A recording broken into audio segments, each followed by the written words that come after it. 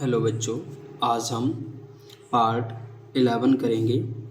जो class 12th का maths का जो पेपर है आएंगे उसमें जो मोस्ट इम्पोर्टेंट क्वेश्चन हम वो करेंगे, ठीक है। जो यूपी बोर्ड 2025 के लिए। देखिए, एक चीज़ ध्यान रखिए, यदि आपका कॉन्सेप्ट क्लियर है तो अच्छा है, यदि आपका कॉन्सेप्ट ना भी क्लियर है तो मैं आपको विद कॉन्सेप्ट के सिखाऊंगा। बिल्कुल कॉन्सेप्ट आपका क्लियर बिल्कुल ना हो तब भी आपको सवाल समझ में आएगा। देखिए, क्वेश्चन क्या दे रखा है, सिद्ध कीजिए फंक्शन एफ एक्स बराबर साइन एक्स से प्रदत्त, प्रदत्त का मतलब दिया फलन है, फलन अंतराल क्या है, जैसे 0, π/2। देखिए, इस अंतराल को हम क्या पढ़ते हैं, खुला अंतराल या फिर खुला अंतराल, ठीक है। खुला अंतराल का मतलब क्या होता है, जैसे 0, π/2, पाई का मान कितना 180 होता है डिग्री में, इससे 2 से भाग देंगे कितना होगा 90 आएगा, ठीक है। 2 ने 18 90 आएगा, ठीक। तो इसका मतलब क्या है, 0 से 90 दे रखा है। अब समझिए इस खुले अंतराल का मतलब क्या है, आपको 0 नहीं लेना और जो 90 है वो नहीं लेना, आपको जैसे शुरू वाला मान नहीं लेना और 90 नहीं लेना, आपको जितने मान बीच के हैं वो लेने हैं, ठीक। समझ गए खुले अंतराल का मतलब, इससे इंग्लिश में बोलते हैं हम ओपन इंटरवल, ठीक है। में निरंतर वर्धमान है, मतलब कहने जो अंतराल दे रखा है ये फंक्शन है निरंतर कैसा वर्धमान है, आपको सिद्ध करके दिखाना है, ठीक है। एक चीज़ और समझिए, यदि कोई फलन निरंतर वर्धमान है तो उसकी कंडीशन क्या होती है। देखिए, अंतराल आपको दे रखा होगा, कंडीशन बता रहा हूँ मैं निरंतर वर्धमान की, जैसे अंतराल है, ठीक है, जैसे π/2 है ये, और उसकी जगह क्या हो सकता है, या a, b, मतलब a की जगह कुछ हो सकता है मान, b की जगह कुछ भी हो सकता है, और ओपन इंटरवल है ये, ठीक है। ओपन इंटरवल हो सकता है, क्लोज इंटरवल भी हो सकता है। क्लोज इंटरवल क्या होता है वो भी समझा देता हूँ मैं आपको। जैसे ये बड़ा वाला ब्रैकेट होता है और इसके अंदर कोई वैल्यू लिखी है तो हम क्या कहते हैं, क्लोज इंटरवल। इसमें क्या होता है, जैसे a, b दे रखा है सपोज, इसका मतलब ये होता है कि आपको a का मान भी ले लेना, b का भी ले लेना और बीच के मान भी ले लेने हैं। जबकि ओपन इंटरवल में क्या होता है, a और b जो मान दे रखे हैं वो नहीं लेने हैं आपको, इसके जो बीच के मान है वो आपको लेने हैं। ऐसे यहाँ पर समझिए, जैसे 0, π/2 है, आपको 0 नहीं लेना, π/2 नहीं लेना, इसके बीच के जो सारे मान हैं वो आपको ले लेने हैं, ठीक है। जैसे अंतराल आपको दे रखा और साथ ही साथ जो फंक्शन है उसका एक बार क्या किया हो, अवकलन, और इसका मान हमेशा ग्रेटर देन 0 होता है। तो दिया फलन क्या होता है, दिया फलन निरंतर वर्धमान होता है, ठीक है। समझ गए। अब क्या करें, अब क्वेश्चन को उतार लीजिए। फंक्शन क्या दे रखा है आपको, एफ एक्स बराबर साइन एक्स, ठीक है। कंडीशन को सेटिस्फाइज करने के लिए आपको एफ डैश मतलब एक बार अवकलन हो चुका, तो आपको क्या करना पड़ेगा, इसका एक बार अवकलन। तो क्या करेंगे, एक्स के सापेक्ष अवकलन करने पर, ठीक है। तो एक बार करेंगे तो क्या हो जाएगा, एफ डैश एक्स बराबर d/dx साइन एक्स। एक चीज़ देखिए, d/dx साइन एक्स, इसका जो अवकलन होता है वो क्या होता है, कॉस एक्स, ठीक है। तो d/dx साइन एक्स का अवकलन क्या हो जाएगा, कॉस एक्स। तो एफ डैश एक्स क्या आ गया, बराबर कॉस एक्स, ठीक।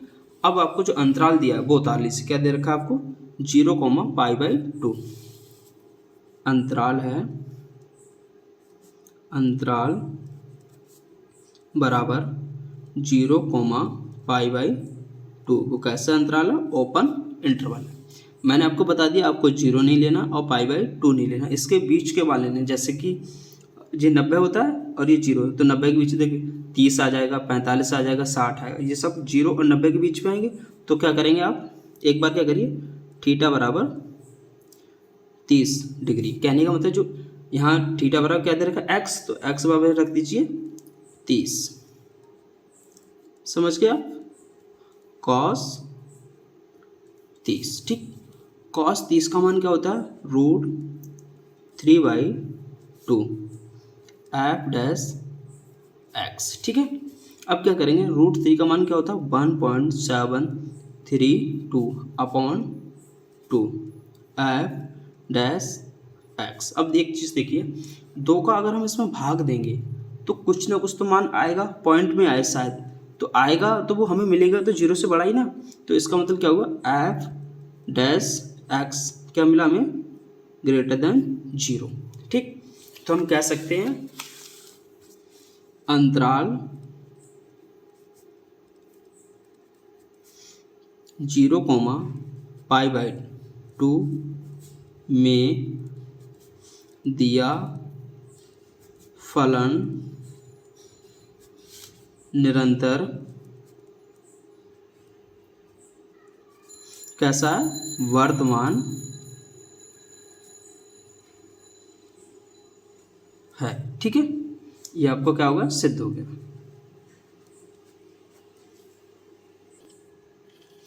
क्वेश्चन नंबर नेक्स्ट देखिए क्या है, वक्र y बराबर 3x⁴ माइनस 4x के x बराबर 4 पर स्पर्श रेखा की प्रवणता ज्ञात कीजिए। ठीक है, देखिए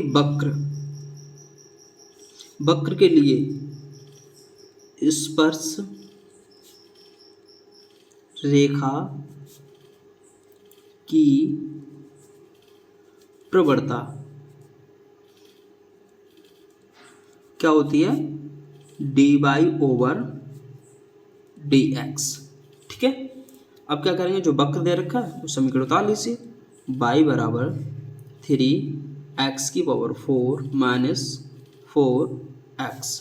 ठीक, आपको dy/dx चाहिए, तो आप क्या करने पड़ेंगे, जैसे y है तो क्या करेंगे, इस समीकरण का x के सापेक्ष अवकलन, तो क्या करेंगे, x के सापेक्ष अवकलन करने पर, ठीक है, तो क्या हो जाएगा, dy/dx, क्योंकि y का अवकलन करेंगे तो dy/dx। ठीक है, बराबर d/dx 3x⁴ minus d/dx 4x, क्योंकि आपको अलग अलग दोनों का करना पड़ेगा।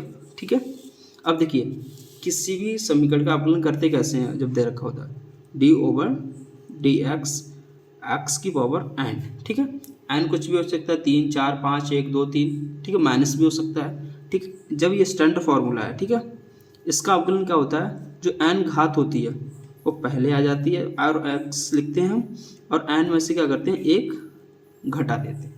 ठीक है, अब देखिए संख्या है, संख्या कांस्टेंट होती है तो अब बाहर निकल आएगी, तो क्या हुआ, d/dx x⁴ माइनस, देखिए यहाँ 4 कांस्टेंट है, बाहर आ जाएगा d/dx x। ठीक है, अब देखिए 3, अब ऊपर n है तो n क्या आगे आ जाती है फॉर्मूले में, तो मैं क्या करता हूँ 4 आगे ले लिया और मैंने x लिखा, और जो n में से एक क्या करेंगे, घटाएंगे, n बराबर है कितना, 4 माइनस 1 माइनस 4। यहाँ देखिए x का यहाँ क्या मतलब 1 है। ठीक, तो मैं क्या कहता हूँ 1 आगे ले लेता हूँ।